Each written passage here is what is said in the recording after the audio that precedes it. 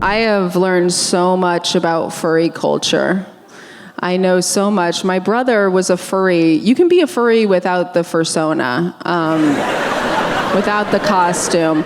He didn't have the costume for 10 years. And the reason he didn't have it is because it cost $10,000 to get one of those made. Yeah, you think you have fucking problems. My brother was in Wisconsin as a human when he wanted to be a dragon. And then he got his fursona. It is a dragon named Sin, S-Y-N. And so he got it, and he just got engaged. So his fiance is also a furry. He is a fox, okay? I just want you to picture this in your head. So they got engaged in the middle of the day at noon at a park in Madison, Wisconsin. Yeah, okay. And I asked my brother, I was like, did anybody see this happen? Did anybody see this go down? He's like, oh yeah. He said, one lady came up to us and she said, you're gonna be in my nightmares tonight. I love being a mom, I do. I'm a pretty good mom because the first decision that I had to make for my daughter, it was the right decision. My daughter, her due date was 9/11, and honestly, I was just like any other day, literally any other day. She has a lot on her plate. She already has 2 moms. We don't need to give her a September 11th birthday. So I went in there and I told the doctor, I was like, hey, can we either speed this up or really slow it down? And he was all for it in a way where I was like, this seems wrong. He's like, yeah, let's do this. He gave me all the drugs. I pushed so hard, I broke my body. I had so many stitches, couldn't walk for 6 weeks after. And my daughter was born at 11:45 p.m. on September 10th. Yeah, thank you. So, obviously 9/11 we will never forget. But unfortunately 9/10 is my pussy's 9/11. So, I have a wife. And she has one too. Yeah, I just found out she's gay, and I think it's cool. Should have known the signs were there. She was always talking about getting a Subaru. I was going down on her.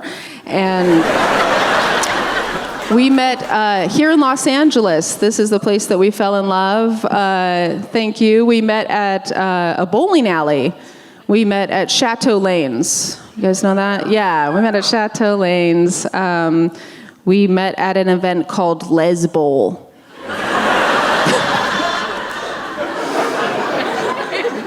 I'm very embarrassed to tell you that. Okay, I tried to hide that for a long time. And my friends are like, no, you should not be embarrassed about that. That is a modern day lesbian love story. Yeah, and to be fair, every lesbian love story is a modern day lesbian love story. Yeah, but I'm very embarrassed about us meeting at Lesbian because I have to explain that to my grandkids one day. I have to be like, where did I meet Grand Dyke? I don't know what we're gonna call each other. We're workshopping some names, but Grand Dyke sounds awesome. Where did I meet Grand Dyke? Well, we met at Lesbian. She put 3 fingers in that bowling ball and I knew she was game. They were the right fingers. She wasn't even wearing a wrist guard, which is basically raw dogging in my community. In the 90s, we didn't have Google. We had to do this really weird thing, which was just believe people. Such an odd concept. And in 5th grade, this boy, he told me, Mo, if you want to have an orgasm, you have to find your clit. And your clit is in your butt.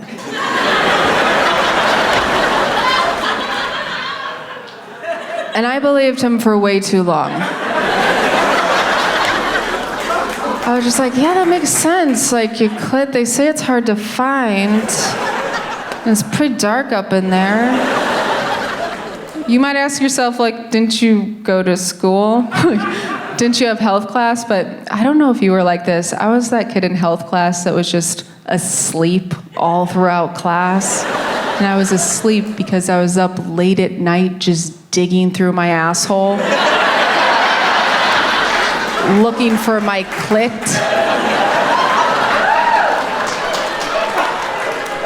That's actually a really relatable joke. It's honestly, a lot of women come up to me after the show, and that shows me that this country is sad. We have issues. My mom is my best friend, that's for sure. Yeah, yeah. Yes, actually. Yes. She is my best friend. Her stories are insanely boring. They are getting out of control boring. So detailed. I don't know if your parents are like this. Her stories have to start at the very beginning of the day. Even if she's telling me a statement from her life, she has to start at when she woke up. She'll be like, oh yeah, so I woke up at 5 o'clock in the morning. The thunderstorms were really bad rolling in from Chicago, so I couldn't sleep. So I went downstairs and I decided I was going to make myself some eggs, and I got some scrambled eggs because Dr. Kyle said that I need to get more protein. He actually moved his offices. They're not in Lombard anymore. They're in Oak Brook now, which is nice because it's by the Pottery Barn and by the drive-through Panera Bread. But yeah, and then Callie needed to take a walk because her bladder is not doing well. And so I decided to put on my Brooks gym shoes. I've been wearing those in case there's any precipitation outside. It's really good grip.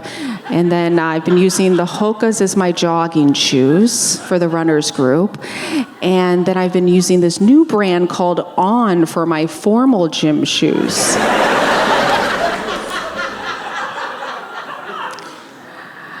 45 minutes into this story, we are not even at 11 a.m. in her day. I said, Mom, what is this story about? Oh, Cheryl got lupus. Cheryl got lupus? Okay, I can see how the gym shoes would, okay, yeah, I'm seeing the map now. That makes sense.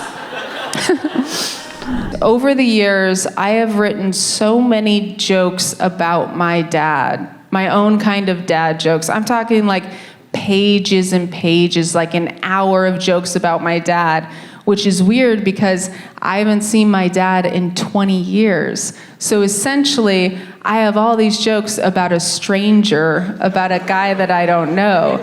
And not only that, I have jokes just about dads in general. It's like I'm completely obsessed with dads. Here are some examples of those jokes in my notebooks. I hate dad jokes. Like the classic definition of a dad joke. Corny, poor writing, they steal it from the internet and claim it's theirs. Every time I hear a dad tell a dad joke, I'm so happy that mine abandoned my whole family. Yeah, thank you. Hey Mom, it's me, Mo. I have this wild idea that I travel to Central Illinois and see if Dad would come meet up with me. I'll be able to go to the birthplace of all of these jokes and revisit the source of the material. Well, I think it's very brave. I know my big thing is whether he's going to show up or not. Do you think it's safe for me to go out there and meet him? Well, my first gut reaction is no. I'm scared.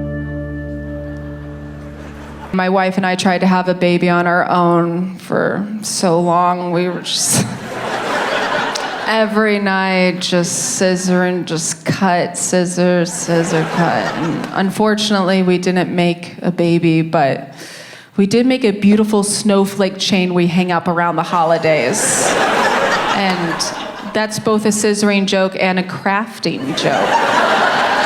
A lot of people ask, like, in a lesbian relationship, how do you choose who has the baby? And the way we chose is, like, we were just like, okay, well, it's the tall one, you know? It's lesbian law. I can take it. But the deal was, I was going to have our first kid, and then my wife was going to have our second kid, so we'd have 2 kids. But what happened was I gave birth to our first kid, and she saw that. And she said, I'm not doing that. So we're having 1 kid.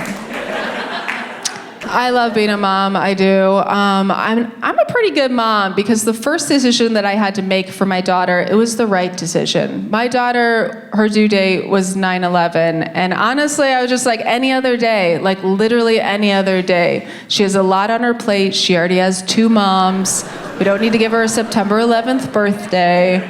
So I went in there and I told the doctor, I was like, hey, can we either like speed this up or really slow it down? And he was all for it in a way where I was like, this seems wrong. He's like, yeah, let's do this. He gave me all the drugs. I pushed so hard, I broke my body. I had so many stitches, couldn't walk for 6 weeks after. And my daughter was born at 11:45 p.m. on September 10th. Yeah, thank you. So, obviously, 9/11 we will never forget. But unfortunately, 9/10 is my pussy's 9/11.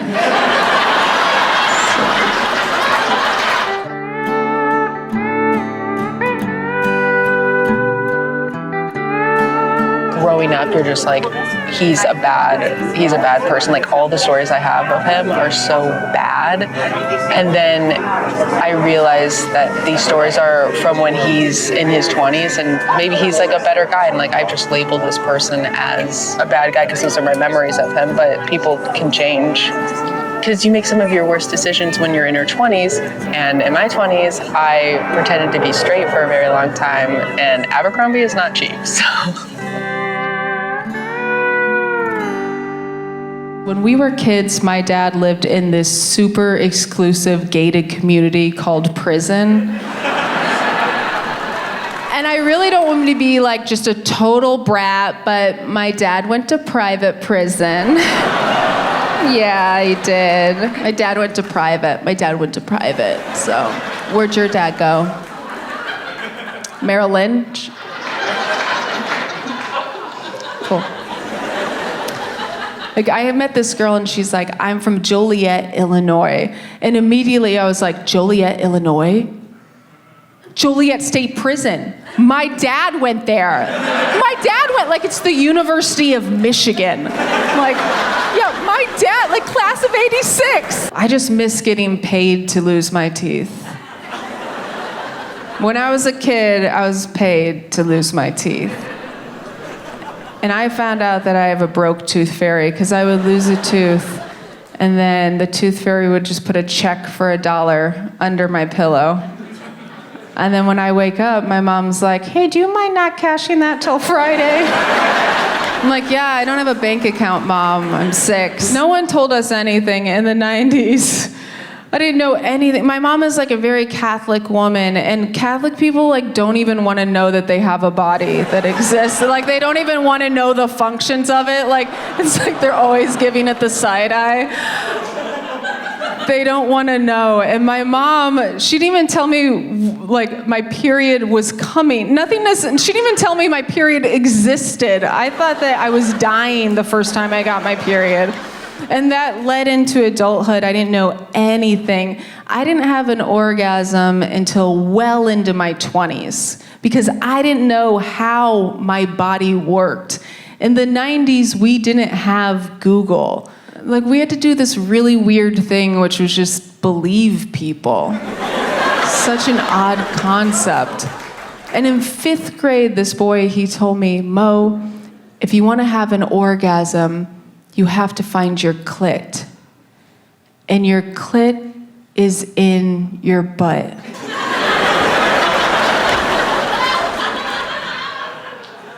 And I believed him for way too long. I was just like, yeah, that makes sense. Like, your clit, they say it's hard to find. And it's pretty dark up in there. You might ask yourself, like, didn't you go to school? Didn't you have health class? But I don't know if you were like this. I was that kid in health class that was just asleep all throughout class. And I was asleep because I was up late at night just digging through my asshole. Looking for my clit.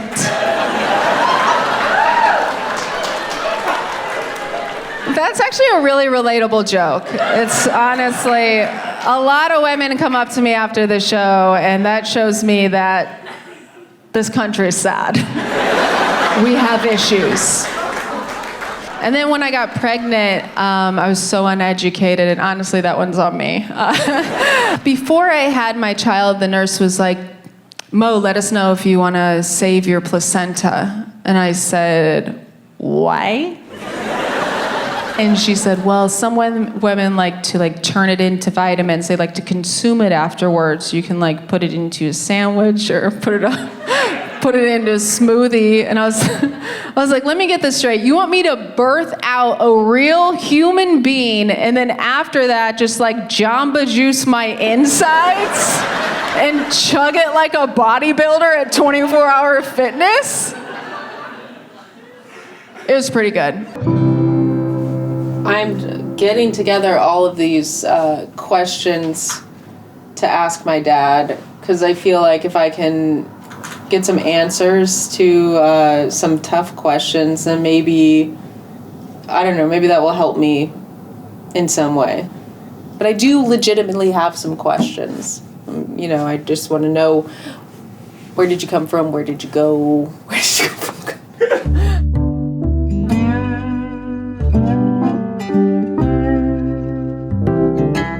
I don't know where to start because it's what do you wear to meet your dad? I'm not really sure what to wear. I don't know if I should wear something casual or if I should wear a dress and look nice. And I know that he's not thinking about his appearance at all, which is why this is so ridiculous. I feel like I'm going to prom, but it's with my dad.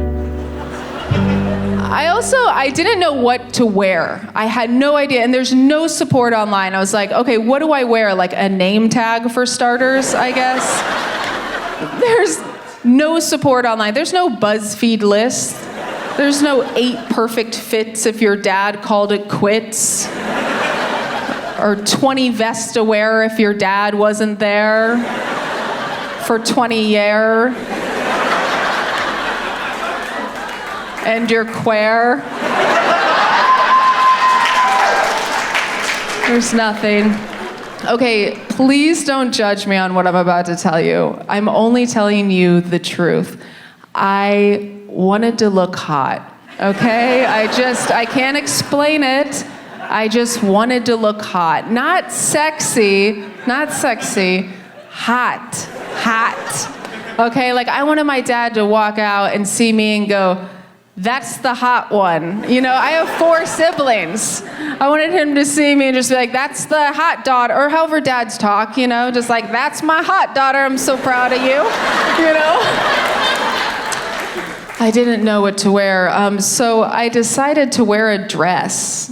And I don't wear dresses. I didn't even wear a dress for my wedding. I didn't wear a dress because I wore a business suit because it was a business deal! My mom is extremely sweet. There were 5 of us and just my mom, single mom, so it was hard for her to keep track of us, but she did have one rule. Her one rule was no tattoos. My older sister was a teen mom. I was a teenage alcoholic. My middle sister was also a teen mom. My brother is a furry. My youngest sister is a stripper, so maybe we could have used a few more rules. Also, we all have tattoos. I wish I could be a stripper. I really do. I just have like a lot of misplaced moles all over my body. I'm taken, by the way. But I have a lot of very pale Irish, a lot of moles, you know. And you've never been at a strip club and they're just like throwing money. They're just like, Jesus Christ.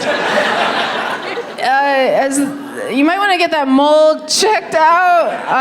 Has it changed colors in the last year? It's like, Jesus Christ, Travis, what kind of bachelor party is this? You know what? I'm gonna skip the lap dance. I'm just gonna circle a couple of these problematic moles. All right, you're gonna want to address these with your dermatologist first, ma'am. Like, stop calling me ma'am in this joke, dude. Jeez. I don't get why dads are so obsessed with baseball. Like, they're so obsessed with playing catch with their son. They're just like, if they don't have a son, they go like, they're just out of it. They're like, I just want a son to play catch with. I just wish I had a son to play catch with. I need a son so I can throw the ball to him and he can throw the ball to me. Just so obsessed. Meanwhile, he has 5 daughters with 2 hands each, and he's like, no, it has to be a son. The same thing with sons. Like, if sons don't have dads, they're just like, just never had anyone to play catch with. Just threw the ball at the wall all day. My life sucks. I don't get that. It's not that hard to play catch. Like, my mom is so strong. She saved us from our dad. She saved us from a tornado. She always put food in our bellies and a roof over our heads. Like, you don't think my mom can toss the ball to me?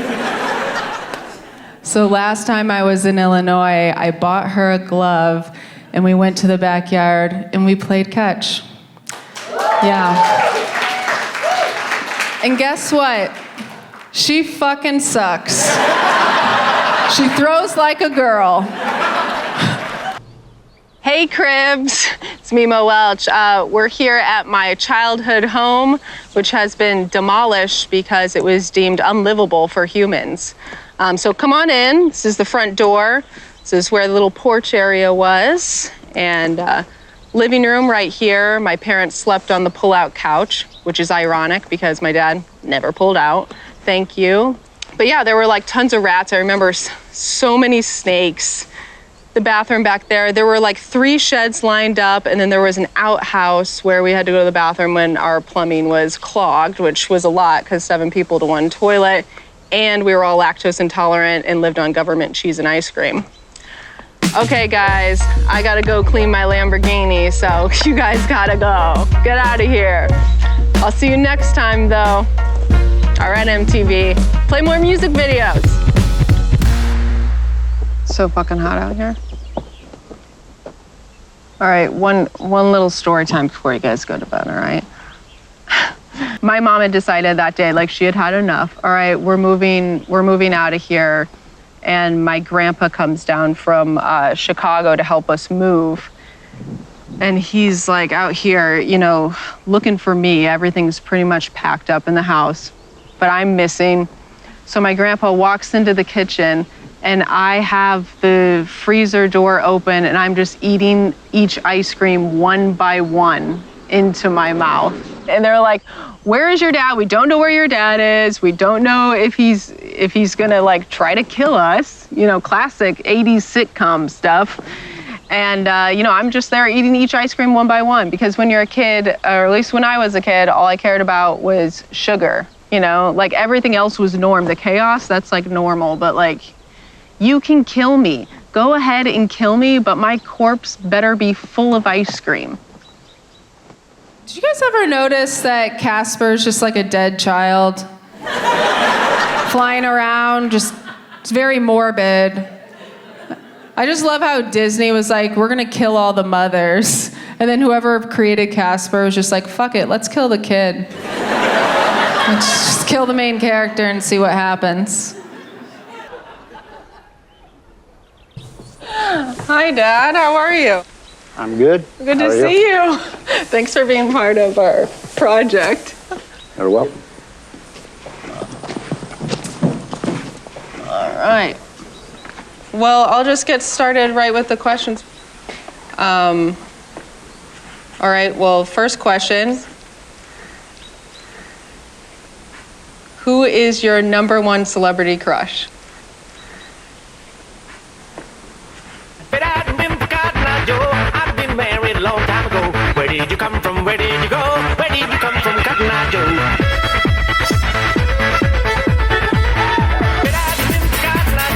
I've been married a long time ago. Where did you come from? Where did you go? Where did you come from, Cotton Eye Joe?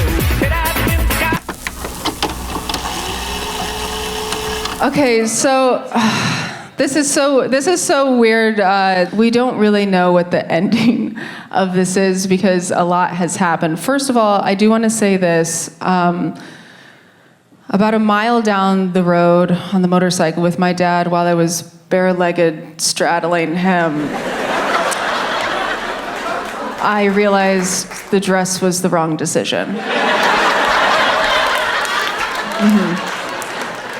And then a month ago in September, I get this call that he's in a coma. And he crashed that motorcycle that we were on. I, get to the hospital and he's in a horrible state, not just Tennessee, but also just, it wasn't looking, it just wasn't great. And he is, I meant to say this up front, truly I did. He's okay now. That's, honestly, I was not trying to build tension there. At the beginning, remember I was talking about jokes and all these dad jokes and I need to get new jokes. I hate that this happened, but I'm deranged and I couldn't stop thinking about jokes during this time. And I wrote some new dad jokes, but unfortunately, they're very specific to the situation that's going on right now, so they're completely deranged and fucked up.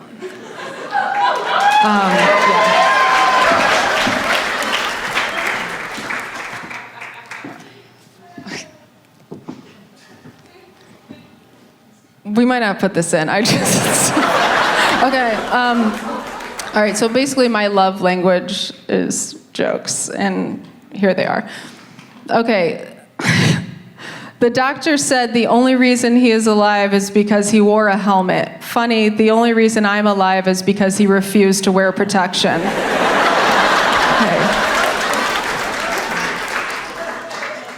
I don't know if you've heard of yo mama jokes, but these are yo daddy. These are yo daddy jokes, except it's yo daddy so in a coma. Your daddy is so in a coma, he slept through this show and all of your shows and soccer games and softball games and dance recitals.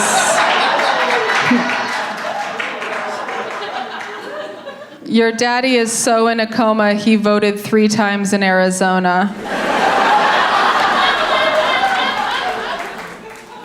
Your daddy is so in a coma, he has to eat my ass through a tube.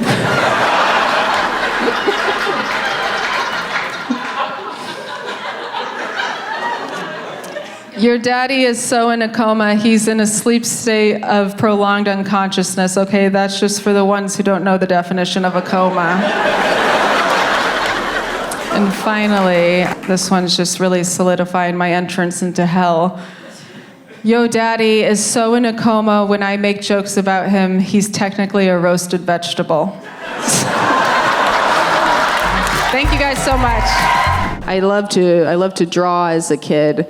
My mom used to say that she would find like little pieces of paper on the floor and she'd go to throw them away, but then they'd have like little villages on them. And I would create this whole world just like on a corner of a piece of paper. And she used to tell me that and then she'd just like throw it in the garbage. But I was like the kid in class that was like the artist. You know, there's one when you're in elementary school. I was the kid in 2nd grade who could draw. And how you get that title is the hottest girl in the class says that you can draw. And right before Christmas break one year, the hottest girl in the class said that I drew kind of a realistic Santa. And so I became the artist, and the hottest girl in class's name was Mrs. Zimmerman, and I'll always love her.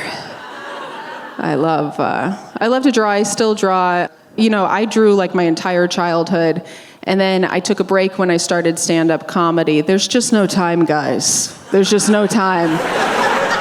So I took this big, long break, and then right before I turned 30, I was at rock bottom. I know that because I was living in Lombard, Illinois with my mom at her house. And I don't know if you've been to Lombard, Illinois, but there are 3 Panera Breads in Lombard, Illinois. There is the good one, the close one, and the one with a drive-through. And I was there, very depressed. I was eating a Pop-Tart for dinner, and I was crying. And something inside of me was like, I want to draw this. And so I got my paper out, and I drew this like little comic, and then it said, my best friend just bought a house, and I'm eating a Pop-Tart for dinner. And I felt better after I did that, so I gave myself this challenge. I was like, you know what? Every morning that I wake up and I'm feeling sorry for myself, I'm gonna draw a comic, and I'm gonna see how many I have in the span of 1 year.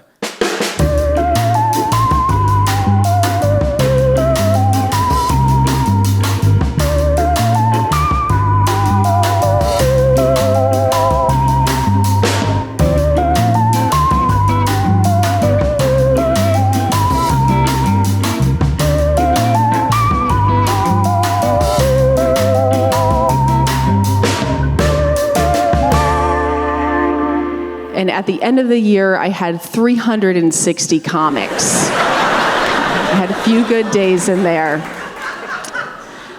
And so I just kept drawing, like, for years, and then I got a book deal. I'm not just telling you that to brag. I got a book deal from drawing these comics, and then the pandemic happened, and I was like, well, this is great, because I'm just gonna live off of this money that I'm gonna make from this book. But unfortunately, I did not make any money from this book because I probably have the worst title for a book coming out right before a global pandemic. I don't know if you saw it outside. It's called How to Die Alone. Yeah. A lot of people were trying to avoid that. They're for sale in the lobby. I'd love to get a jet ski. The reason I went to the dermatologist is because I realized that my face is not in its 20s anymore, and that was confusing, and I was not okay with that. So I thought maybe I could get a cream for that, you know? The reason my skin was so gross was because I, got pregnant and had a baby. Having a baby ruined my skin and my recreational basketball career and my friend life and my real career. But other than that, motherhood is such a gift, and I highly recommend it. It's just a gift that's sometimes smeared in shit and piss. While I was at the dermatologist, she noticed on my back I have this really gross, ugly mole. and mole comedy, like I said. She noticed that I had this mole, and she checked it out, and she's like, this looks wrong. I want to send this off for testing.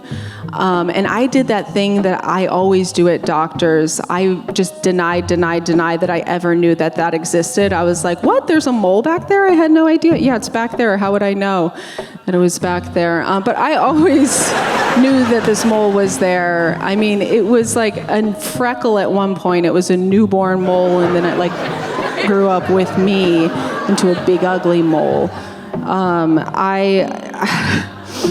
It was in a very high traffic area. It was right where the bra strap, right there. Very inconvenient. And it was hard to buy clothes. Swimsuit shopping was very hard for me. Even for my wedding, this is how much I do not want to go do something.